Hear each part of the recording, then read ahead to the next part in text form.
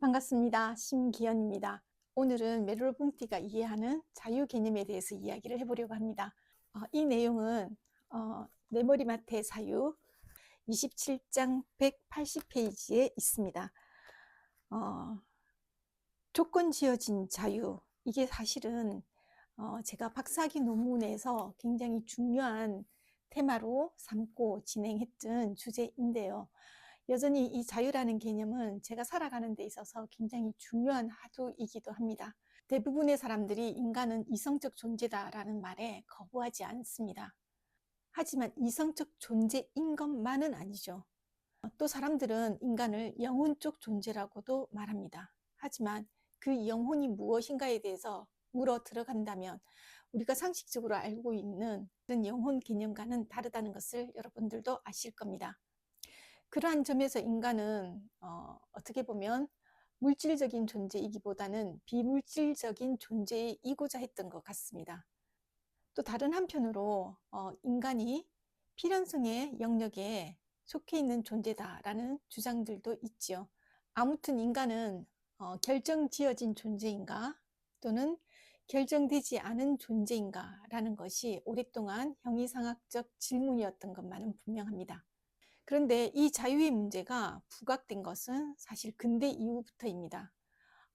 인간이 자유로운 존재다라는 것을 전제로 한 가운데 일어났던 자유에 대한 관심들이죠. 우리가 자유에 대해서 생각한다는 것은 자유를 갈망하기 시작했다는 것이고, 우리가 왜 그 자유를 갈망하게 되었는가를 생각해 본다면 그동안 인간이 이러저러한 이유에 의해서 상당히 많은 부분 자유가 구속이 되어 있다는 것을 느꼈기 때문이죠. 이건 또 상대적인 개념이기도 하고요. 어떤 누군가는 어떤 누군가를 구속하고 이용하고 수단화하는 거죠. 상대적으로 나는 왜 저 사람과 같은 동등한 자유를 누리지 못하는 것일까?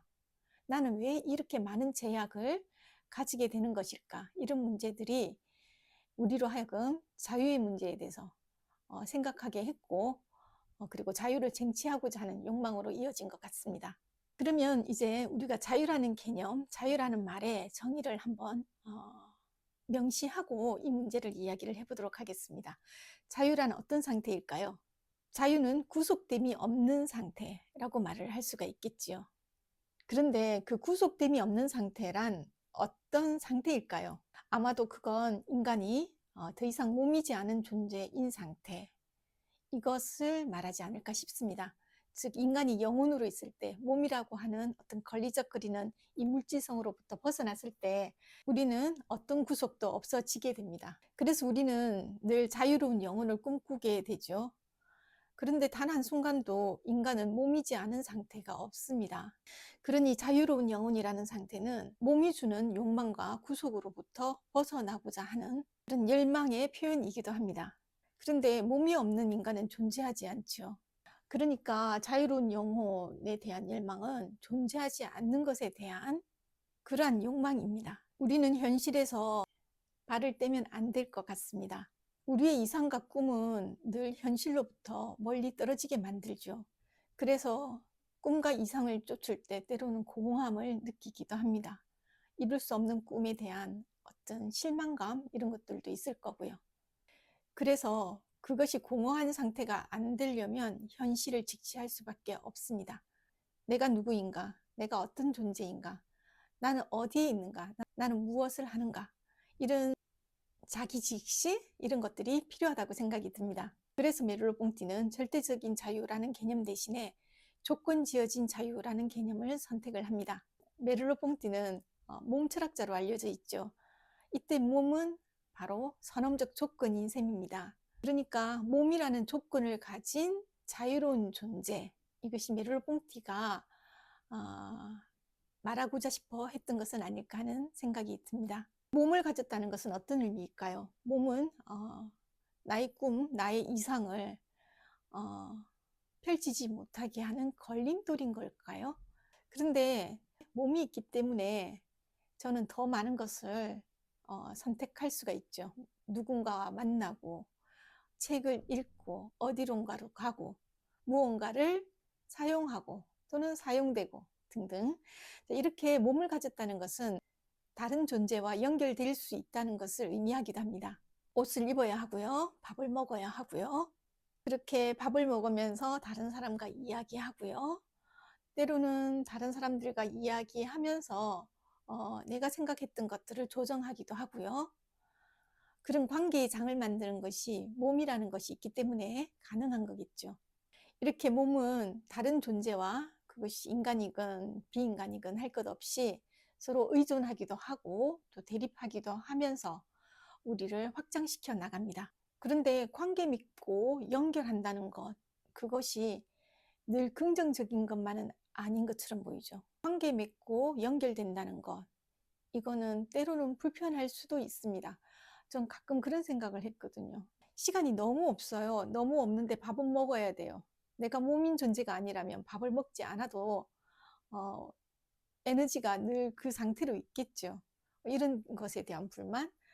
그리고 뛰어가야 돼요. 시간이 없어요. 뛰어가야 돼요. 그런데 내 신체적인 어떤 조건이 그만큼 빠른 시간에 달려갈 수 없게 만들죠. 이처럼 몸을 가진다는 것은 굉장히 불편합니다.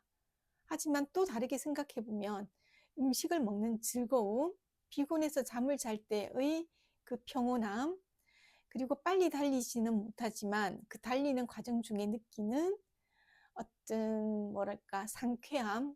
우리는 기분이 안 좋을 때도 달리기도 하잖아요. 그러니까 몸이라는 것을 불편하게 여기면 무한정 불편하겠지만 몸이 주는 예기치 못한 즐거움, 우리는 그런 것들도 생각해 볼 수가 있습니다. 나로 인해 타인이 또는 타인으로 인해서 내가 서로에게 걸림돌이 되기도 할 겁니다. 책에서도 표현했듯이 타인은 나의 선택에 끝없이 걸림돌이 되는 존재일 수도 있습니다. 아마 그래서 사르트르가 타인을 나의 지옥이라고 표현한 것 같습니다. 만일에 그러한 걸림돌이 없다면 나는 자유를 생각하지 않겠죠. 자유롭고 싶어 이런 생각조차 하지 않는다는 거죠. 그런 생각조차 하지 않는다는 상태가 좋은 것일까? 물론 그럴 수는 있어요. 그런데 그럴 수 있는 상태가 존재하지 않는다는 거죠. 현실 속에 없다는 거예요. 그게 중요한 겁니다. 그래서 메를퐁티가 지각의 현상학에 이런 문장을 써놨습니다. 한번 읽어보도록 하겠습니다. 사람들이 어떤 사람으로 하여금 실토하도록 고문을 가한다.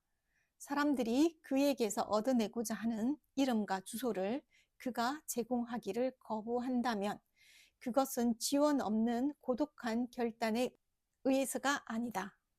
그는 여전히 자신의 동료들과 함께 있다고 여기고 여전히 공동투쟁에 참가하고 있다고 느낀다. 말하자면 말할 수 없었던 것이다. 나의 선택은 전적으로 나의 실존적 결단이긴 하지만은 그 주변적 상황에 항상 걸려져 있다는 겁니다. 하지만 그렇게 걸려 있다는 것 자체가 나의 자유로운 결단을 못하게 한다라고 생각을 해버리면 사르트르가 얘기했듯이 타인은 나의 지옥이 될 수밖에 없겠죠. 하지만 그러한 상황을 내가 인지하고 내가 그 속에서 어떤 결단을 내릴 것인가를 내가 자각하는 것, 이게 인간이 자기 실존으로서 살아갈 수 있는 조건이라고 생각을 합니다. 우리는 매 순간 상황 속에 있습니다. 그 상황 속에서 어떤 선택을 하는가? 바로 이 순간 자유는 그러한 선택의 자유이고요. 상황의 자유이고요. 그리고 조건 지어진 자유가 됩니다. 자, 이제 정리를 해볼까요? 그러니 상황은 바로 자유의 장이 되겠죠. 타인도 내 자유를 구속하는 그러한 존재가 아니라 내게 선택의 상황을 제공하는 그러한 자유의 조건, 즉 나의 조건인 셈입니다. 그래서 우리는 자유를 메르르봉트의 자유를 조건 지어진 자유이자 그 조건 지어진 자유는 이러한 관계를 들여다보는 일이다라고 이야기를 할 수가 있겠습니다. 오늘로 초심자도 알기 쉬운 현상학 개념 읽기, 즉 내 머리맡의 사유 이 책에 대한 이야기를 끝내겠습니다. 나머지는 혹시 관심이 있으시다면 책을 구입해서 읽어보시면 좋을 것 같습니다. 다음 시간에는 2024년에 출간된 오이코스 인문연구소에서 출간한 책이 있거든요. 어, 우리에겐 더 많은 돌봄이 필요하다라는 이 책입니다. 오이코스 인문연구소의 첫 공조이기도 하고요. 그 두 번째 공조가 나올 겁니다. 그래서 빠르게 이 책의 내용들을 정돈하고자 해요. 책의 저자들의 인터뷰도 한번 받아서 편집할 때 넣어볼까 하는 생각도 가지고 있습니다. 아직 계획일 뿐이고요.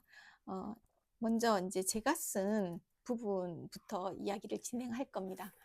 많이 기대해 주셨으면 좋겠네요.